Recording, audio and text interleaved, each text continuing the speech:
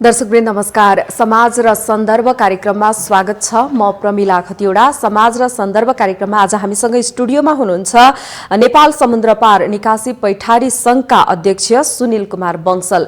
दर्शकवृन्द, देशको अर्थतन्त्रमा आर्थिक विकासमा सहयोग पुर्याउन वैदेशिक व्यापारलाई व्यवस्थित, पारदर्शी र सहज बनाउन के गर्नुपर्छ, यस विषयवस्तुमा केन्द्रित भएर आजको समाज र सन्दर्भ कार्यक्रम प्रस्तुत गर्नेछौं। बंसलजी, यहाँलाई कार्यक्रममा स्वागत छ। धन्यवाद प्रमिलाजी। हजुर, मैले यहाँलाई सुरुमै प्रश्न सोध्न चाहे, अहिले मुलुकको वैदेशिक व्यापारको वर्तमान अवस्था चाहिँ कस्तो रहेको छ?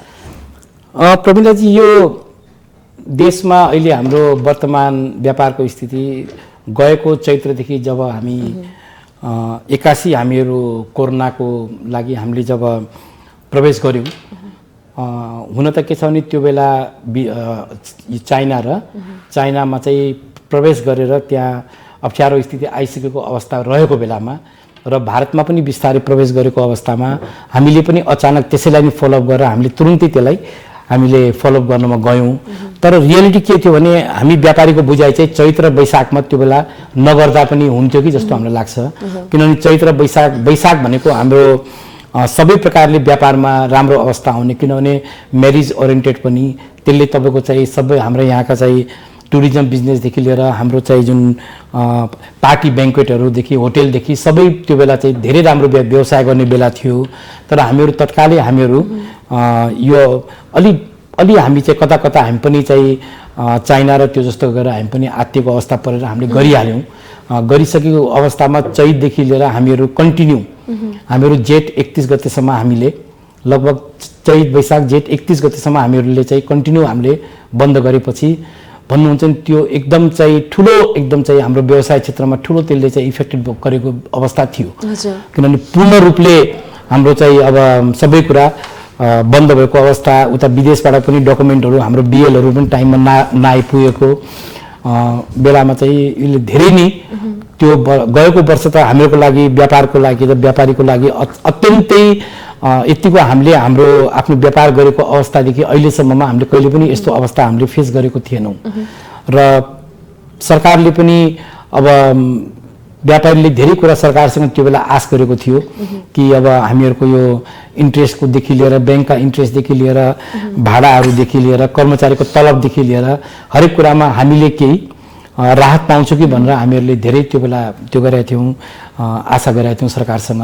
सरकारले पनि हामीलाई धेरै कुरा हामीले गरिदिन्छौँ भन्ने कुरो पनि हामीले पाएको थियौँ। ब्याङ्कर्सबाट पनि, ब्याङ्किङ एसोसिएसनबाट पनि, राष्ट्र ब्याङ्कबाट पनि हामीले धेरै कुराहरू सहजता हुन्छ भन्ने हामीलाई लागेको थियो। तर ती गरिएका जुन कमिटमेन्टहरू थिए, जुन अवस्था कमिटमेन्टको हिसाबले त भएनन्, तर पक्कै पनि अलिअलि जस्तो भन्नुहोस् त अब हाम्रो जति आफ्नो गरेका विगतका लोनमा उहाँले 10% हामीलाई अतिरिक्त।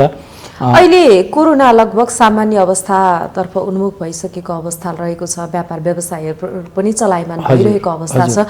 यो अवस्थामा अहिले यहाँहरूको व्यापार व्यवसाय चाहिँ पुरानो लयमा फर्किन लागेको कस्तो छ अवस्था? अब यसमा अहिले हामीले केही दिन पहिलाको हामीले कान्तिपुर समाचार हामीले सुन्दाखेरि तपाईँको चाहिँ यो 1.5-2 महिनामा धेरै ठुलो चाहिँ ब्याङ्कहरूको लगानी चाहिँ पूर्ण व्यापारीहरूले लगानी लिएको र व्यापार चाहिँ फेरि आफ्नो सहजतामा फर्किएको कुराहरू हामीले सूचनाबाट पनि थाहा पाइरहेको छौँ र व्यवहारमा पनि त्यो आइरहेको अवस्था छ।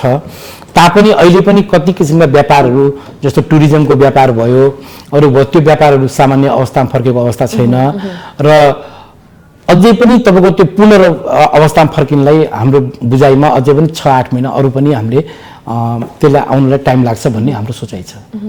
अहिले जस्तो यहाँहरूकै सङ्घबाट चाहिँ आयात निर्यातहरूको चाहिँ अवस्था चाहिँ समग्रमा भनौँ न कस्तो रहेको छ, कसरी गरिराख्नु भएको छ? अब आयातको हकमा चाहिँ अब खास भन्सारहरूले पनि आफ्नो जुन गत वर्ष भएका जुन पहिला जुन यो महिनासम्म आउँदाखेरिको जुन अवस्था थियो भन्सारमा लगभग त्यही अवस्था छ, केही पर्सेन्ट मात्रै कम छ। जबकि के छ निर्यातको हकमा चाहिँ 20-30% घटेकै अवस्था चाहिँ हामीले बुझेका छौँ। अब आयातमा पनि के छ भने धेरै कुराहरू, केही कुराहरू अति नै राम्रो अवस्थामा गएकोमा, जस्तो यो तपाईँको चाहिँ स्कुलहरूको चाहिँ पढाइको कारण जुन जुम मिटिङबाट भएको कुराले मोबाइलमा भयो, तपाईँको चाहिँ ल्यापटपहरू भए, तपाईँको चाहिँ यस्ता खालका भिजुअल यस्ता खालका चाहिँ जुन सूचनाको चिजहरूमा चाहिँ धेरै नै राम्रो भन्सारमा चाहिँ कर उठेको चाहिँ भन्सार आएको चाहिँ हामीले बुझेका छौँ र यो अवस्थाले अब आयात तपाईँको चाहिँ ठिकै अवस्थामा गइरहेछ र बिस्तारै यसले उकालो नि लाग्ला भन्ने छ हामीलाई अहिलेसम्म। भनेपछि अब यो सुधारोन्मुख तर्फ नै गइरहेको हो अवस्था छ। पक्कै छ सुधारमै छ हजुर।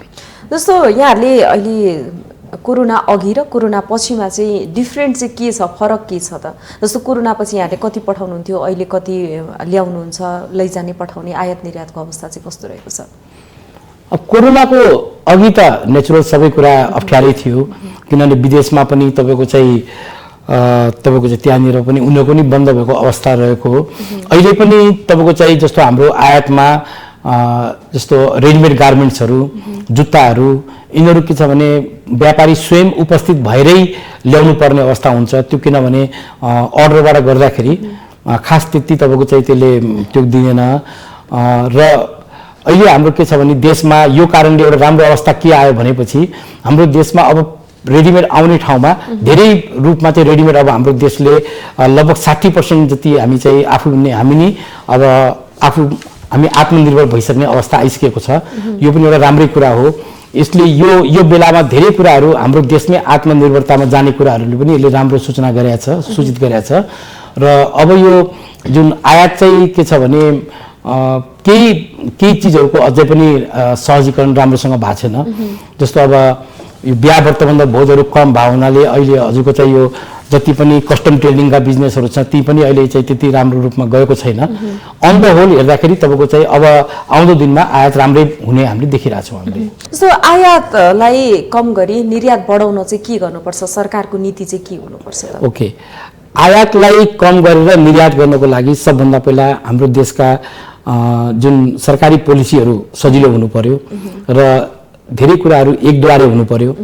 जस्तो एउटा चिजको लागि तपाईँलाई चार ठाउँमा 5 ठाउँमा दिनभरि तपाईँलाई त्यो गर्दाखेरि त्यसले पनि हुँदैन र व्यापारीहरूलाई के छ भने यो एक त हाम्रो यहाँ सबभन्दा पहिलादेखि चलिआएको कुरा चाहिँ श्रम कानुनहरू पनि यहाँ तपाईँको चाहिँ धेरै नै अति नै तपाईँको चाहिँ मान्नु सहज हुनु पर्यो। अब आज हामी गर्छौँ कहिले चाहिँ यो कुराको माग राखेर बन्द गरिदिउँ कहिले त्यो गर्ने। अब हामीले आफ्नो निर्यात गर्नु पर्यो भने विदेशीहरूले हामीलाई एकदम टाइम लक गरे हुन्छ कि तपाईँले यो डेटमा दिनैपर्छ, नभए उनीहरूले अर्डरै क्यान्सल गरिदिन्छ। अर्डर क्यान्सल गर्यो भने व्यापारीको त्यो सामान 100 का पनि जाँदैन, 1 रुपियाँको कस्ट।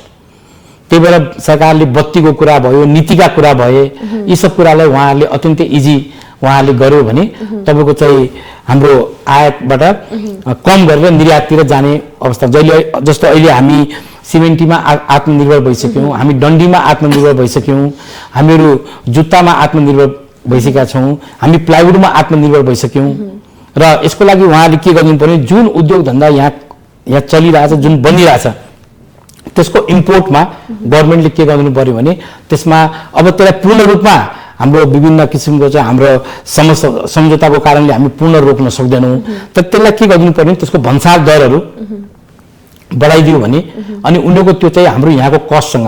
र अर्को कुरा हाम्रो नेपालमा हामीहरूको मानसिकता के हुनु पर्यो भने इम्पोर्ट भन्दा हामीले लोकल बनाएको सामान हाम्रो त्योभन्दा सस्तो हुनु पर्यो, जुन चाहिँ कहिलेकाहीँ हाम्रो यहाँ त्यो देखिरहेको छ कि कहिलेकाहीँ त्यो नमिलेको अवस्था हुन्छ। किन हाम्रो देशमा बनेपछि त हामीलाई सस्तो त हुनु पर्यो नि, तर यहाँ महँगो भइदिन्छ, लागत बढी लाग्छ। ती सब कुराहरूलाई हामीहरूले त्यसलाई राम्रोसँग गऱ्यौँ भने बिस्तारै हामीले अब अहिले भन्नुहोस् तपाईँको चाहिँ मैले अहिले पनि हजुरलाई भने यो रेडिमेडको कुरा गर्नुहुन्छ भने हामी त्यही रेडिमेड तपाईँको चाहिँ हाम्रो त्यहाँबाट हामीले काँचो कपडा लिएर आएर या आफ्नै देशमा काँचो कपडा बनाएर हामीले यदि रेडिमेड बनाउने हो भने हाम्रो यहाँको चाहिँ जति पनि जुन आर्मीमा भयो, तपाईँको चाहिँ प्रहरीमा भयो, जुन हाम्रो यत्रो ठुल्ठुलो हाम्रो अर्डर हुन्छ नि, ती अर्डर हाम्रो लोकलबाटै बनेर त्यही चिजलाई हामी प्रयोग गरिदियो भने त यहाँको लोकल उद्योगवालाहरूले त उनीहरूले धेरै प्रोत्साहन हुन्छ। यो कुरालाई हामीहरूले त्यसलाई धेरै किसिमले त्यसलाई मिलाउँदै लग्यो भने बिस्तारै आयात हाम्रो घट्यो, निर्याततिर र हाम्रो लोकल स्वदेशी उद्योग पनि बढ्छ हाम्रो। जस्तो यहाँले अघि कुरा गर्दै हुनुहुन्थ्यो नेपाल राष्ट्र ब्याङ्कले सहुलियत नदिएको कुराहरू पनि गर्दै हुन्थ्यो। यो सहुलियतमा यहाँहरू जब कोरोना कहरले थलिनु भयो त्यो बेलामा चाहिँ यहाँहरूको सहयोग चाहिँ के कस्तो पाएको थियो? हामीले जुन प्रकारको सरकारबाट जुन कमिटमेन्ट थियो, जस्तो कि अब उहाँहरूले सहुलियतमा सहुलियतमा 5% पनि हामीहरूलाई ऋण दिने र जुन धेरै कुराहरू उहाँहरूबाट हामीले आशा गरेका थियौँ कि अब किनभने जनताबाट लिएर जनतालाई लिएकोमा अब उहाँले इन्ट्रेस्ट नलिने भन्ने कुरो त आएन। त्यो इन्ट्रेस्ट नलिए त उहाँहरूको पनि कसरी चल्ने। तर हामीहरू धेरै आशावादी थियौँ धेरै कुरामा।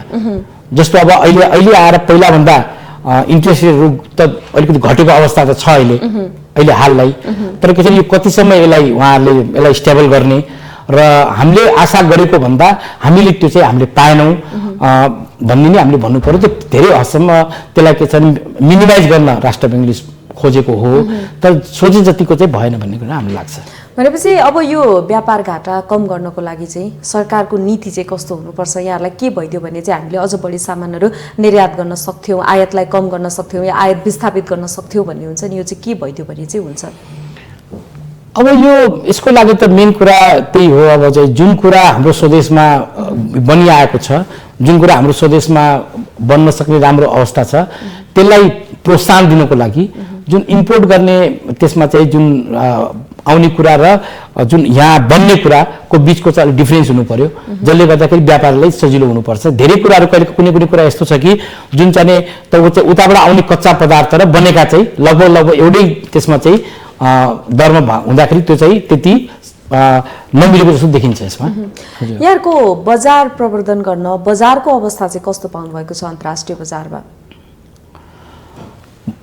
अन्तर्राष्ट्रिय बजारमा हाम्रो स्वदेशी सामानको अन्तर्राष्ट्रिय बजारमा अब धेरै कुराहरू अझै पनि यहाँबाट पूर्ण रूपले एक्सपोर्ट हुन सक्नेमा, किनभने हाम्रो यहाँको जुन भ्यालु एडिसनहरू छ त्यो भ्यालु एडिसन पछि त्यो बजारसँग कम्पिट गर्नको लागि, जस्तो हाम्रो धेरै पहिला हाम्रो ठुलो एक्सपोर्ट हुन्थ्यो, कार्पेट हुन्थ्यो, सल हुन्थ्यो, अनि त्यहाँबाट हाम्रो हस्तकलाका वस्तुहरू हुन्थे। ती भनेको हाम्रो एक प्रकारले अहिले पनि थाङ्काहरू भए, यो त हाम्रो एक प्रकारले आफ्नो एक प्रकारले मोनोपोली जस्तै थियो। अहिले पनि हजुरको चाहिँ हाम्रो जुन कार्पेटहरू छ नि, कार्पेटहरू तपाईँको जर्मनीमा अरूमा हाम्रो धेरै नै गइरहेको अवस्था, तर सलहरू धेरै घटेको अवस्था छ पहिलाभन्दा। र यस्तै प्रकारले अरू सामान पनि हाम्रो बिस्तारै अन्त बजारमा हामी जानुपर्छ र त्यसको लागि हाम्रो के उनीहरूको भन्दा राम्रो क्वालिटी, गुणस्तरीय क्वालिटी बनाउनु पर्यो, तब न त्यहाँका मान्छेले हाम्रो आइटम पनि खोज्छन्। त्यो कुरालाई हामीले विचार गरेर अझै हामीले बजार खोज्नुपर्छ। र अर्को कुरा हामीले एउटा कुरा के मान्नुपर्छ भने हाम्रो नेपालमा एउटा ठुलो हामीले आफ्नो अटोमेटिक बजार भनेको हाम्रो आज एक त हाम्रो धार्मिक क्षेत्र पनि हामीसँग धेरै ठुलो छ। आज पशुपतिनाथजी भयो, जानकी मन्दिर भयो, बुद्धजीको लुम्बिनी भयो, कुनै त्यसले चाहिँ ग्रुपलाई उसले चाहिँ त्यो गरिरहेको छ। जस्तो अब बुद्ध भगवान्लाई तपाईँको चाहिँ बौद्धिस्टहरू छन्, जापानिज, कोरियन, बर्मा, उनीहरूलाई हामीले फोकल गर्नु पर्यो। पशुपतिनाथजी आज भन्नुहोस् न हाम्रो संसारमा लगभग 22% जो निर्यात गर्न सकिने खालका वस्तुहरू नेपालमा चाहिँ के रहेका छन्? जस्तो विदेशमा यी वस्तुहरू चाहिँ रुचाइन्छन्, यी वस्तुहरू चाहिँ हामीले विदेशमा निर्यात गर्न सक्छौँ भन्ने खालको वस्तुहरू चाहिँ के रहेका छन्? निर्यात गर्ने वस्तु अब हाम्रो मान्नुहोस् न यो बाहिर हामीले हेर्दाखेरि हाम्रो निर्यात हुन सक्ने वस्तुहरूमा यो हाम्रो एकदमै आफ्नो ट्रेडिसनल आइटम बाहेक हामी अरू आइटममा हेर्नु निर्यात नहुन सक्ने भनेको केही पनि छैन। सबै आइटम सबै देशबाट हुन्छ। आज हामी पनि कति देशबाट कहिले कुन कन्ट्रीबाट ल्याइरहेका छौँ, तर यो नै वस्तु यसको लागि वस्तु सबै जान सक्छ। त्यसको लागि हामी त्यसको चाहिँ प्रतिस्पर्धामा हामी उत्रन सक्नुपर्छ भन्ने कुरा, यही नै वस्तु जान सक्छ भन्ने त्यस्तो कुनै डायग्राम छैन।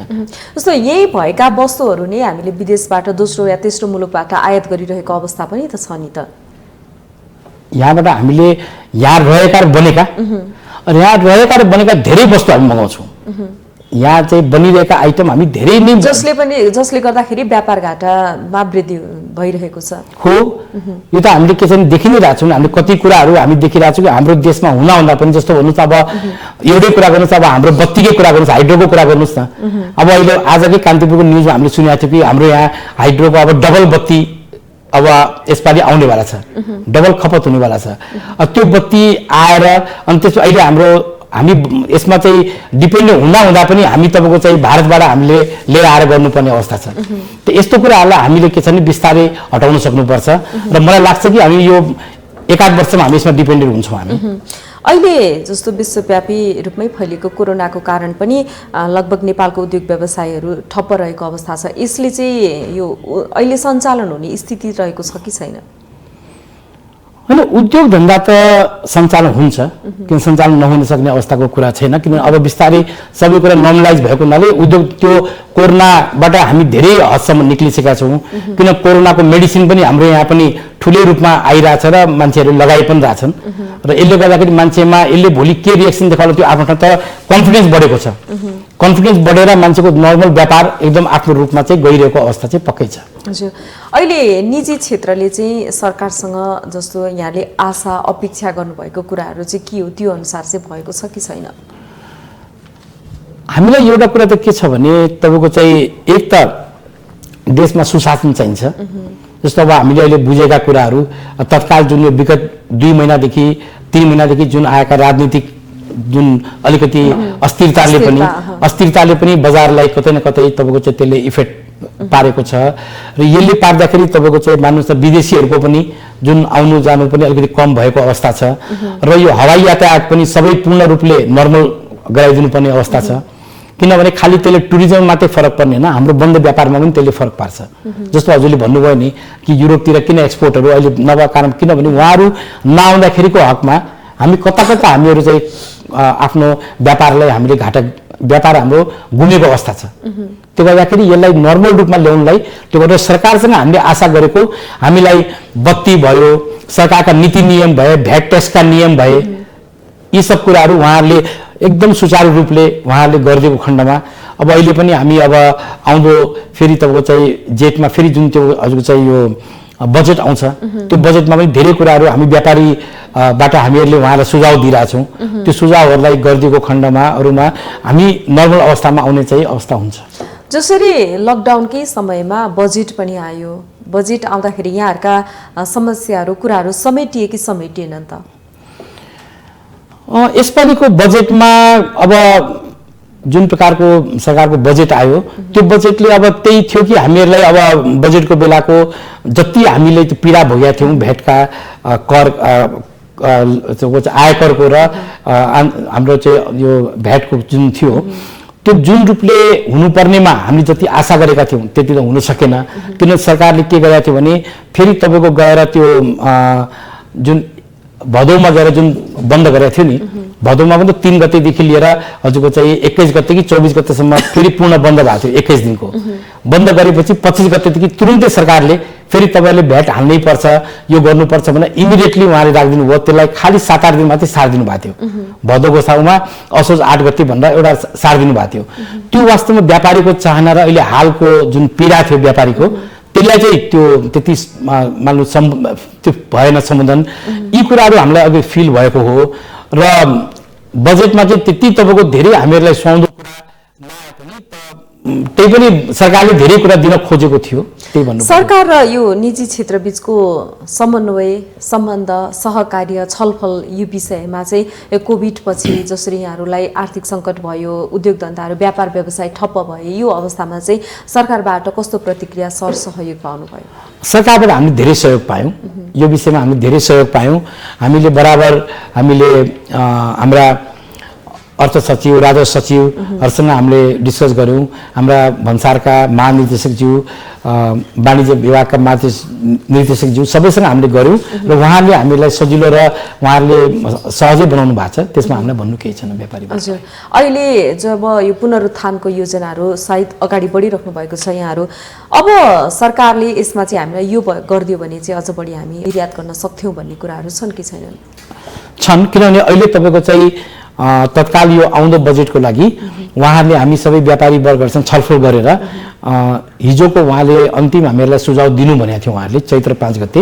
अनि हामीहरूले सुझाव म्याक्सिमम दिएका पनि छौँ र त्यसमा हामीले धेरै कुराहरू हामीहरूले आफ्नो कुरा राखेका छौँ कि यो कुराले गर्दाखेरि त मान्नुहोस् न आफ्नो जस्तो कसैको अब कसैको आयातको विषय होला, कसैको निर्यातको विषय होला, कसैको चाहिँ मुख्य समस्याहरू चाहिँ के देखिएका छन्? जुन यहाँले सुझाव समितिमा चाहिँ के दिनुभएको छ?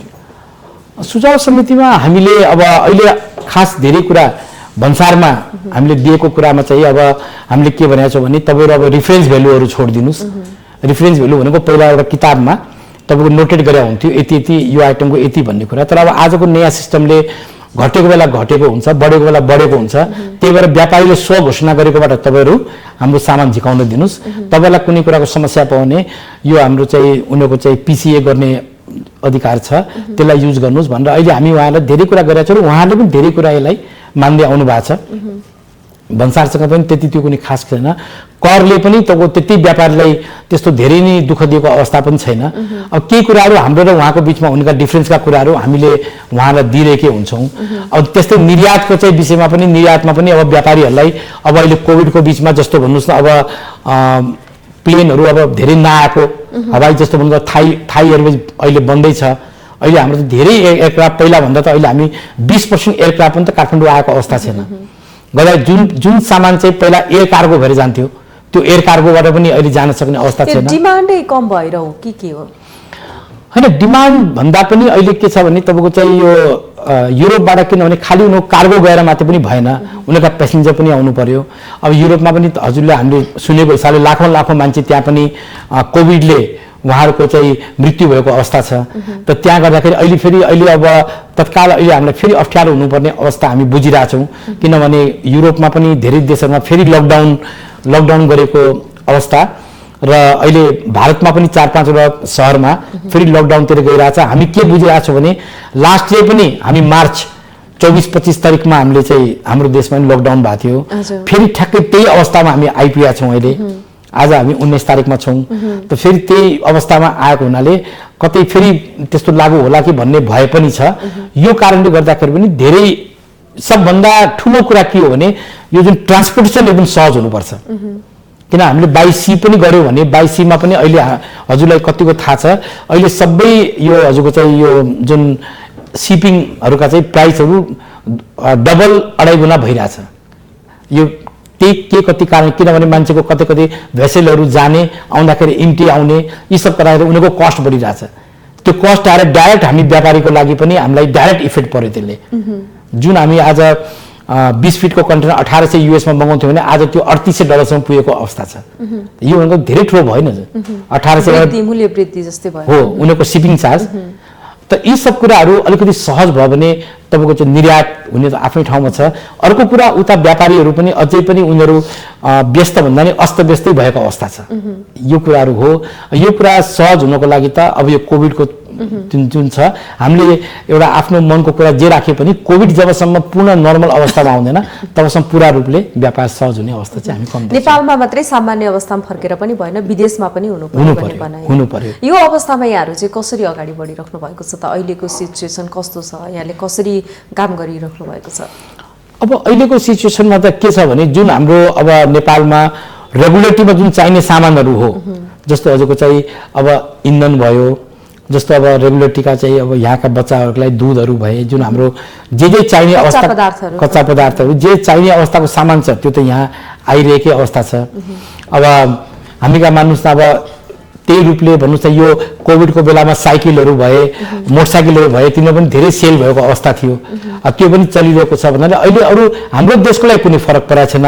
तर हामीबाट निर्यात हुनुको लागि चाहिँ तपाईँको चाहिँ बाहिरका देशहरू राम्रो भएको अवस्था चाहिँ आउनुपर्छ र आयातको लागि हामीहरूलाई अहिले त्यति खास फरक छैन।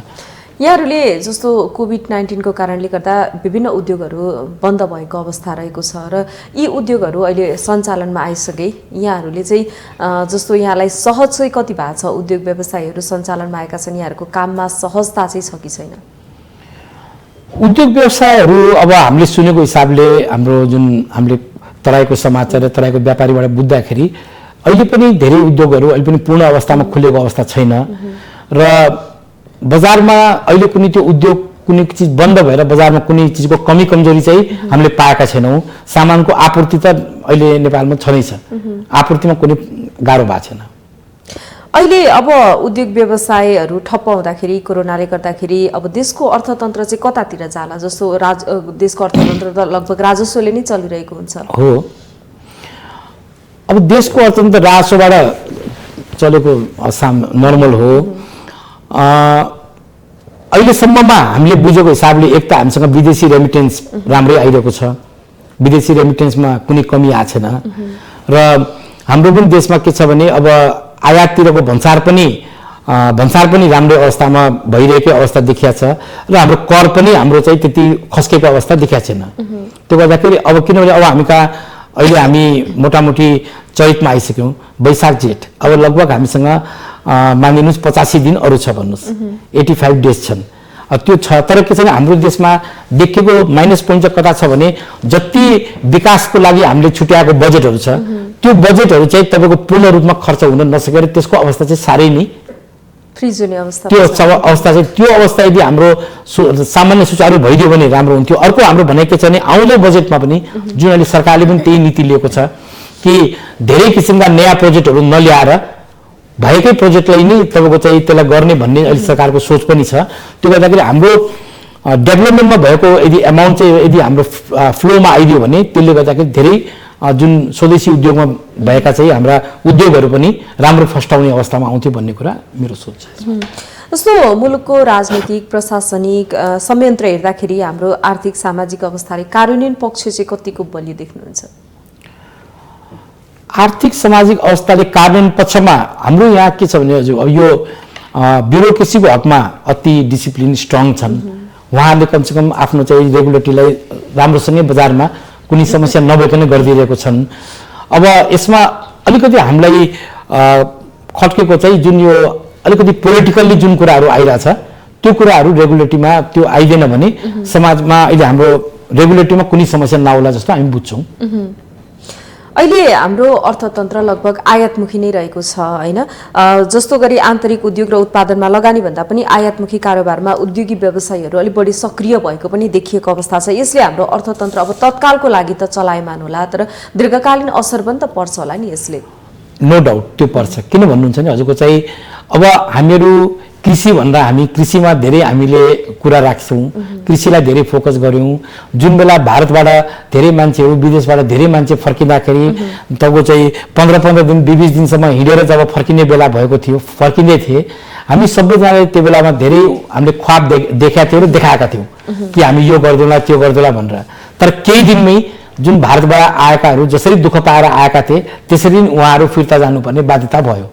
किनभने कृषि भन्न धेरै सजिलो छ, कृषि जतिको हार्ड र कृषि जतिको रिस्की बिजनेस भनेको केही पनि छैन। किन आज उनीहरूको लगानी पर्छ, सबै कुरा पर्छ र जब उसको चाहिँ हेर्नुहोस् फेरि 3-4 ठाउँमा रिस्क छ। एक त ऊ आकाशको भरमा हुन्छ, धान फल्ने बेलामा असिना परिदियो भने उसको धान खेती बिग्रिन्छ। जब उसको चाहिँ राम्रो उत्पादन भयो उसले बजारमा प्रतिस्पर्धामा आउनलाई रेट यति तल जान्छ कि उसको कस्टिङ भन्दा नि तल जान्छ। त्यसको पनि हाम्रो सरकारद्वारा त्यसको पनि कुनै सम्बोधन हुँदैन। जबकि मैले सुनेको र बुझेको के छु भने युरोपमा, जापानमा, विभिन्न कन्ट्रीहरूमा कृषकलाई उसको कस्टको एउटा स्ट्यान्डर्ड उनीहरूलाई ग्यारेन्टी दिन्छ कि तपाईँको यदि 100 रुपियाँको कस्ट हो भने हामी तपाईँलाई 150 रुपियाँको रेट तपाईँलाई कन्फर्म आउँछ। 150 को 250 पायो भने उसको भाग्य भयो। त्योभन्दा कम भयो, कुनै प्रकारले बिग्रियो भने उसलाई एउटा त्यो प्रकारले उसलाई सेटिस्फेक्सन गर्ने गरी गर्दै आउँछ। त्यो जबसम्म हुँदैन हाम्रो यो कृषि व्यवसाय किसानले पूर्ण रूपले गर्न सक्ने अवस्था हुन सक्दैन। त्यस्तै हजुरको चाहिँ अब हाम्रो अहिले आएर गार्मेन्टमा धेरैजना अहिले गार्मेन्टमा अहिले लाग्न सक्ने अहिले पनि अवस्था छ। घर घरमा त चाहिँ मान्छेहरू मेसिनहरू थपेर पहिला गार्मेन्ट एक्सपोर्ट गर्नको लागि गर्थे, अब आफ्नो देशको लागि पनि गार्मेन्ट बनाउन लागिरहेछन् जुन अहिले पूर्ण रूपमा बजारमा सप्लाई दिन सकिरहेको छैन। यो एउटा बडा खुसीको कुरा हो। त धेरै मान्छेलाई हामीले यसमा पनि हामी हालिदियो भने हाम्रो जुन छन् हाम्रा देशका नागरिकहरू उनीहरू धेरै भरपर्दो हुन्छन् र विदेशमा जाने जुन प्रक्रिया छ अब पहिला अलिकति बीचमा धेरै रोकिएको अवस्था थियो, त्यो फेरि बिस्तारै बिस्तारै खुलिरहेको छ। त्यो हाम्रो बाध्यता हो, किनभने हामीले अब यहाँ पनि व्यापार दिन सक्दैनौँ, उनीहरूलाई केही गर्न रोजगारी दिन सकेनौँ भने उनीहरू त कतै न कतै गएर आफ्नो घर त चलाउनै पर्यो उनीहरूले। र त्यसको हामीले के देखिरहेको छौँ, रेमिटेन्स राम्रै रूपमा आइरहेछ, त्यसले पनि हाम्रो देशको अर्थतन्त्रमा के राम्रै योगदान गरेको छ। हजुर, कृषि क्षेत्र मुख्य गरी हाम्रो आधार क्षेत्र हो पनि भनिन्छ। रोजगारी सृजना, उत्पादन कार्य, निर्यात प्रवर्धन गर्न पनि कृषिलाई उत्पादनमा नै जोड दिनु पर्यो। तर अहिले मुख्य गरी अहिले यो अवस्थामा कृषि क्षेत्रमा चाहिँ के कस्ता योजनाहरू आवश्यक देख्नुहुन्छ जसले कि निर्यातलाई चाहिँ सहजता बनाओस्, निर्यात बढी भन्दा बढी गर्न सकियोस्? हेर्नुहोस् प्रमिलाजी, हजुरले भन्नुभएको कुरा यो अति संवेदनशील छ। किनभने आज हामी बच्चामा मनी शान्ति विद्यागृह पढेको प्रोडक्ट हो। हामी बच्चामा पढ्दाखेरि हाम्रो देश 90% कृषि प्रधान देश हो भनेर हामी पढेको हो, किनभने हजुरको एज त धेरै पछिको हो, हामीले धेरै पहिलाको हो। 90% हामी चाहिँ कृषि प्रधान देश हो भन्ने कुरा हामीले पढाइदियौँ। अब आज आएर हाम्रो यहाँ यो अवस्था छ कि हामीहरूले चामलदेखि दालदेखि हरेक कुरा हामीले ठुलो क्वान्टिटीमा हामीले इम्पोर्ट गर्ने, हामीले आयात गर्नुपर्ने अवस्था रहेको छ। अब यो गर्नको लागि कृषिको लागि भन्नु छ, अब एक त कहिले पनि हाम्रा किसानले जब असारमा धान छर्ने बेला हुन्छ, धान रोप्ने बेला हुन्छ, त्यो बेला उनीहरूलाई मल चाहिएको हुन्छ।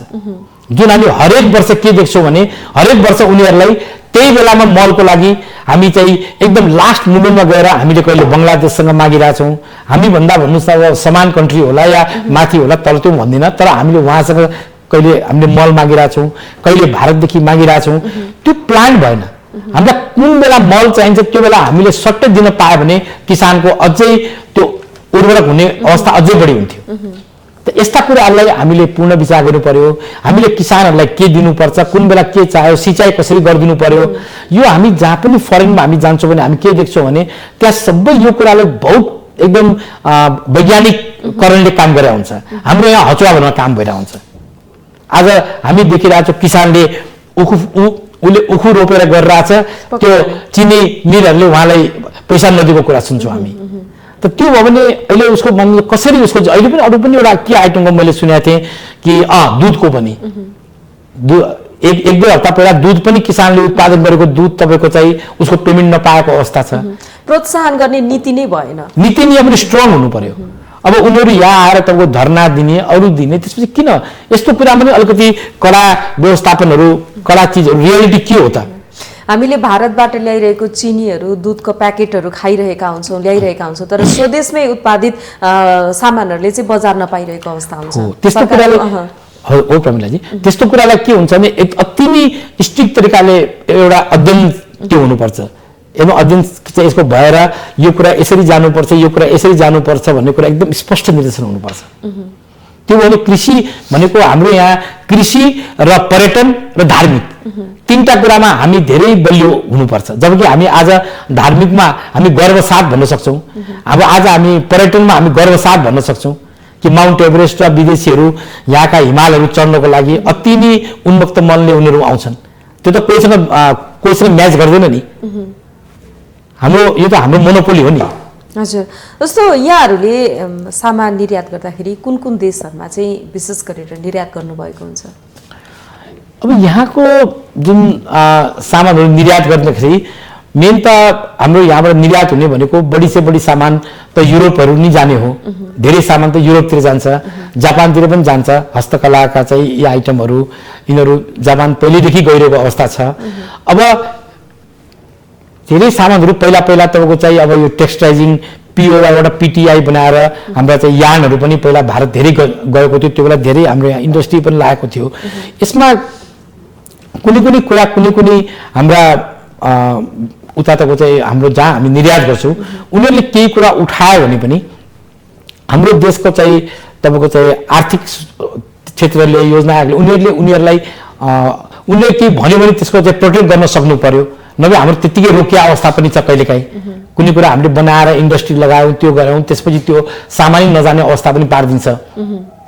जुन कुरा उनीहरूको सामान हामी कहाँ आयात हुँदाखेरि त्यस्ता केही पनि कुरा छैन। उनीहरूको सामान धेरै आयात हुन्छ नि त, हामीको त बनिरहेको अवस्था छ। त्यहाँ खालि ड्युटी स्ट्रक्चरले फरक पार्ला। ती सब कुराहरूलाई पनि हाम्रो देशको चाहिँ अब यसको चाहिँ जिम्मेवार जुन हुन्छन् सचिवजीहरू हुन्छन्, मुख्य सचिव, उहाँहरूले त्यसलाई एकदम राम्रोसँग त्यो गरिदियो। त्यो त्यस्ता बजारलाई हाम्रो त हरेक विदेशमा त हरेक ठाउँमा त हाम्रो एम्बेसडर साहबहरू होइसिन्छ। उहाँहरूले यो विषयलाई राम्रोसँग अध्ययन गरेर के चिज चाहिँ हामी उहाँको देशलाई हाम्रो नेपालबाट आउन सक्छ भन्ने कुराको एउटा राम्रो त्यहाँबाट हुनु, किन उहाँहरू पनि त्यहाँ गएर व्यापारमा कठिनाई देखिएको छ। व्यापारमा कठिनाई देखिएको छ र उनीहरूले त्यो देशमा हाम्रा राजदूतजीहरूले त्यो देशमा के हुन सक्छ भन्ने राम्रो अध्ययन गरेर हाम्रो यहाँ भएका हामी जस्तो एफएनसीसीआई, सिएनआई, चेम्बर, पोइन्टेड उनीहरूलाई त्यहाँ एउटा अध्ययनको हिसाबले डाक्नु भएर उहाँहरूले त्यस्तो गर्यो भने त केही न केही कुरा बढ्छ भन्ने कुरा यो चाहिँ म यो मेसेजले पनि दिन चाहन्छु कि हाम्रो राजदूतहरूको पनि धेरै ठुलो भूमिका हुनसक्छ भन्ने कुरा। जस्तो हामीलाई सामान निर्यात गर्दाखेरि जति असहज हुन्छ आयात गर्दाखेरि चाहिँ त्यति नै सहज हुन्छ भन्न खोज्नु भएको यहाँले? हजुर, जस्तो हामीले सामान निर्यात गर्दा हामीलाई जति गाह्रो हुन्छ, कठिनाइ हुन्छ, नीति नियमहरू गाह्रा हुन्छन्, यहाँले अघि पनि भन्नुभयो कति सामानहरू थन्किएर बसेका हुन्छन्, कतिले यत्तिकै रहिरहेको पनि हुन्छ अवस्था छ। आयात गर्न चाहिँ त्यस्तै सजिलो हुन्छ कि गाह्रो हुन्छ, कस्तो हुन्छ? होइन, आयात गर्नुप्रति त्यति खासै गाह्रो हुने कुरो त भएन, किनभने कि त हाम्रो देशमा कुनै कुराको एकदम त्यो गर्नु पर्यो। यसमा पनि म आज यहाँको यो च्यानलको मार्फत एउटा मेसेज के दिन चाहन्छु भने यो अघिल्लो चैत्र 16 गते, यहाँलाई सायद थाहा नहोला, चैत्र 16 गते उहाँहरूले 5-6 आइटम उहाँहरूले त्यसलाई के गरिदिनु भएको थियो भने ब्यान लगाइदिनु भएको थियो। जस्तो विदेशी मदिरा, तपाईँको चाहिँ हाम्रो यो हरियो केराउ अनि कालो गोलमरिचहरू होइन बन्द गरिदिएको थियो, त्यसलाई कि अरू ल्याउन नपाइने ब्यान गर्नुभएको थियो। कालो अनि त्यहाँबाट उहाँहरूले सुपारी अनि एउटा त्यो हाम्रो छोग्रा भन्छ कि के भन्छ, 4-5 आइटम उहाँले ब्यान गर्नुभयो। ब्यान गरेपछि त्यो बेला यहाँ 500-600 कन्टेनर हजुरको चाहिँ हरियो केराउ अनि 60-70 कन्टेनर गोल मिर्च यताउति गरेर लगभग त्यो माल यहाँ तपाईँको 4-5 महिना थन्किएको अवस्था थियो। त्यसमा व्यापारीको धेरै तपाईँको चाहिँ उनीहरूको ड्यामेज पनि लाग्यो, अरू पनि लाग्यो। अनि गभर्मेन्टसँग धेरै व्यापारीहरूले गरे कि तपाईँ चैत्र 16 गतेभन्दा पहिला आएको सामान, सिप भएको सामान त छोडिदिनुहोस् भन्दाखेरि सरकारले आखिरमा गर्दा त्यसलाई त्यो उहाँहरूले मानिदिनु भएन र व्यापारीको त्यो सामान फिर्ता लानुपर्ने अवस्था आयो। जबकि व्यापारीले त्यो सामान चाहिँ उनीहरूले जुन आफ्नो पार्टीबाट उहाँहरूले एउटा जुन कमिटमेन्टमा ल्याउनु भएको थियो त्यो कमिटमेन्टमा साह्रै गाह्रो भयो उहाँहरूलाई र त्यो सामान आखिरमा सरकारले फिर्ता गर्ने पनि नियम गर्यो, पछि फेरि छोडिदिन्छु पनि भन्यो। यो फेरोमा धेरै नोक्सान सरकारले बिहोर्यो। अब अहिले हामी फेरि के बुझिरह्यौँ भने बीचमा उहाँहरूले एउटा आइटम खोलिदिनु भयो, अहिले फेरि 2 दिनको क्याबिनेटले फेरि त्यो 4 आइटम खोलेको अवस्था छ। खोलिदियो भन्ने हामीले सुनिरहेछौँ। अहिलेसम्म व्यवहारमा हामीका कुनै कागजपत्र आइपुगेको छैन। त यस्तो चाहिँ प्रमिला चाहिँ के हुनुको लागि सरकारको धेरै ठुलो र गृह कार्य हुनुपर्छ।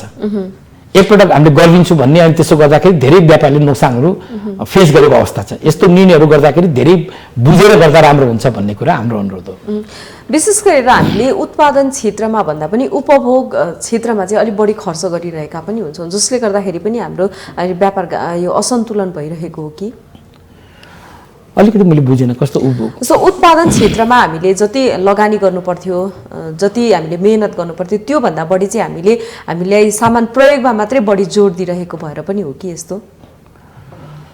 अब उत्पादन गर्ने भनेको भनेको मतलब हजुरको देशमा प्रोडक्सन गर्ने कुरा गर्नुभयो र उपभोग भनेको युज गर्ने कुरा भन्नुभयो।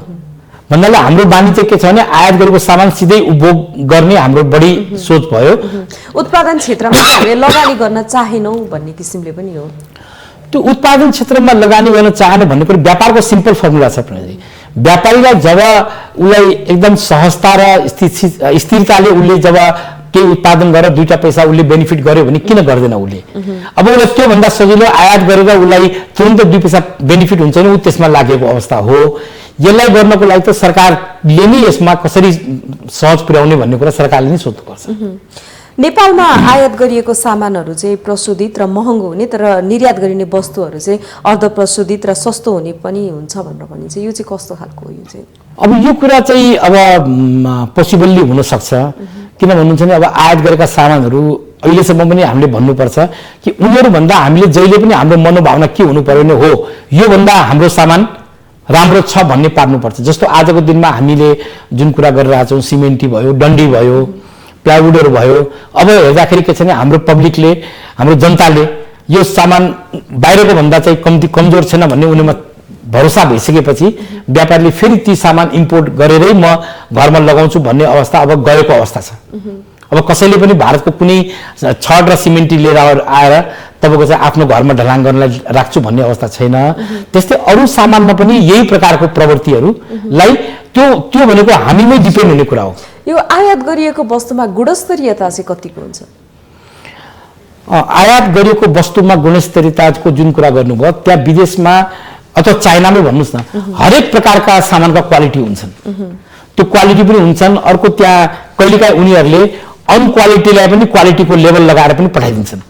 त्यो कुरामा इम्पोर्ट गर्नेको उसको इमान्दारिता र विश्वासमाथि डिपेन्ड गर्छ। यो हामी यसो भन्न सक्दैनौँ कि सबैले राम्रै कुरा इम्पोर्ट गर्छन् भन्न सकिँदैन।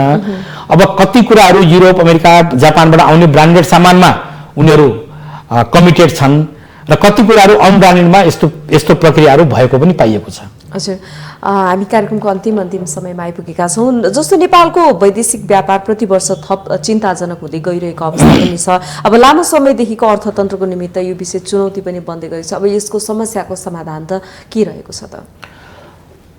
अब यो सबै कुरा गर्नको लागि हाम्रो देशको सम्पूर्ण प्रवृत्तिमा नै एउटा बहुत ठुलो एउटा अनुशासनले वर्क गरेको हुनुपर्छ। व्यापारीहरूलाई पनि अब पहिलाको जस्तो व्यापारको स्थिति छैन, व्यापारीहरू बुझिसकेका छन्। यो सबैको कमिटेड र सबैजना मोस्ट तपाईँको चाहिँ इमान्दारी डिसिप्लिनले हिँड्यो भने बिस्तारै त्यो दिन धेरै टाढा छैन, हामीहरू पनि त्यसमा एकदम राम्रो हुन्छौँ। र हामीले हजुरले जुन भन्नुभयो जुन चिन्ताको स्थिति छ त्यो बिस्तारै हामीले घट्दैछ र हामीले अरू घटाउनुपर्छ र यो हुन सक्दैन भन्ने कुरा छैन, यसमा हामी ढुक्क भए हुन्छ। हस्, यहाँको महत्त्वपूर्ण समय र संवादको लागि यहाँलाई धेरै धेरै धन्यवाद।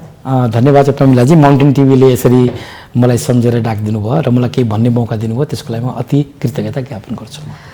दर्शकवृन्द, समाज र सन्दर्भ कार्यक्रममा आज हामीले विशेष गरेर आयात निर्यात बीचको खाडल किन कम हुन सकेको छैन यस विषयवस्तुमा केन्द्रित भएर कुरा गर्यौं। यसका लागि हामीसँग हुनुहुन्थ्यो नेपाल समुद्र पार निकासी पैठारी संघका अध्यक्ष सुनिल कुमार बंसल।